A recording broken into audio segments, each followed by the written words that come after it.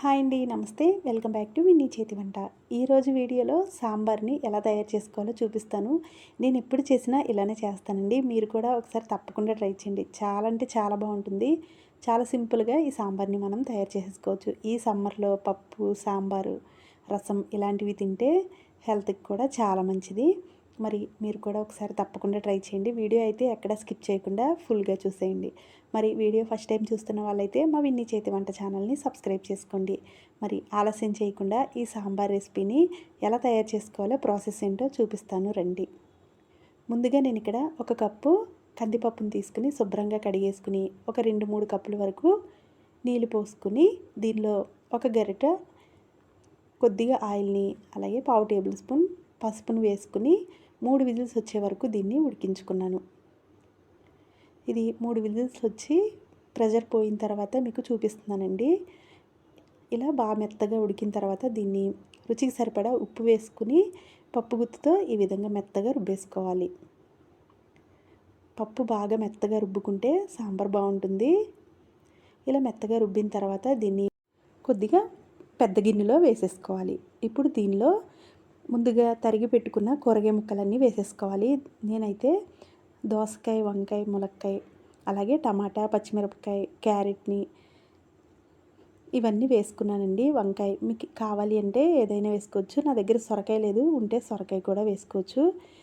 ఇవన్నీ వేసుకున్న తర్వాత దీనిలో చిన్న నిమ్మకాయ సైజ్ అంతా చింతపండు రసాన్ని వేసుకుని తగినన్ని నీళ్ళు పోసుకుని ఒకసారి కలుపుకోవాలి. తర్వాత ఒక పెద్ద టేబుల్ స్పూన్ కారాన్ని, అలాగే నేను ఇక్కడ ఎంటీఆర్ సాంబార్ పొడి వేసానండి. ఇవన్నీ వేసేసుకున్న తర్వాత ఇలా ఒకసారి కలుపుకోవాలి. ఇప్పుడు ఈ పప్పుకి తగినన్ని నీళ్ళు పోసుకోవాలి. బాగా చిక్కగా ఉంటే కొంచెం ఎక్కువే నీళ్ళు పోసుకోండి. ఇది మరిగేటప్పటికి ఇంకా చిక్కబడుతుంది కాబట్టి చూసి ఈ విధంగా వాటర్ యాడ్ చేసుకోవాలి. ఇప్పుడు ఉప్పు సరిపోయింది లేనిది కొంచెం టేస్ట్ చూసి సరిపోకపోతే వేసుకోండి. తర్వాత దీనిలో ఒక టేబుల్ స్పూన్ బెల్లాన్ని వేసుకోవాలి. బెల్లం వేస్తే సాంబార్ అనేది చాలా బాగుంటుందండి. ఇప్పుడు దీన్ని స్టవ్ మీద పెట్టుకుని కూరగాయలన్నీ బాగా మెత్తగా ఉడికే వరకు మధ్య మధ్యలో చూసుకుంటూ ఈ విధంగా బాగా ఉడికిన తర్వాత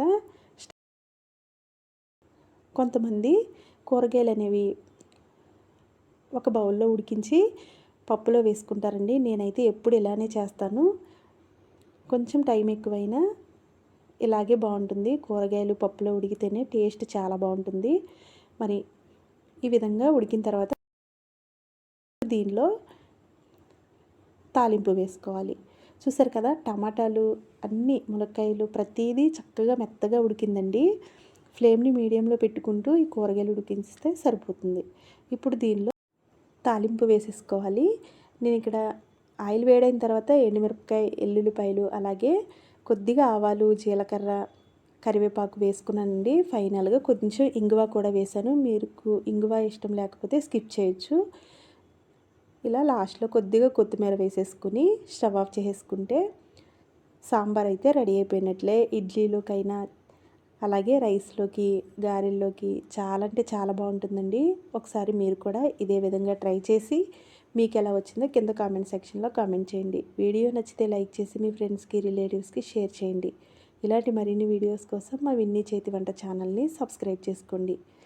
అలాగే పక్కనే ఉన్న బెల్ ఐకాన్ని క్లిక్ చేస్తే మేము పెట్టే ప్రతి వీడియో మీకు నోటిఫికేషన్ రూపంలో వస్తుంది. Thank you.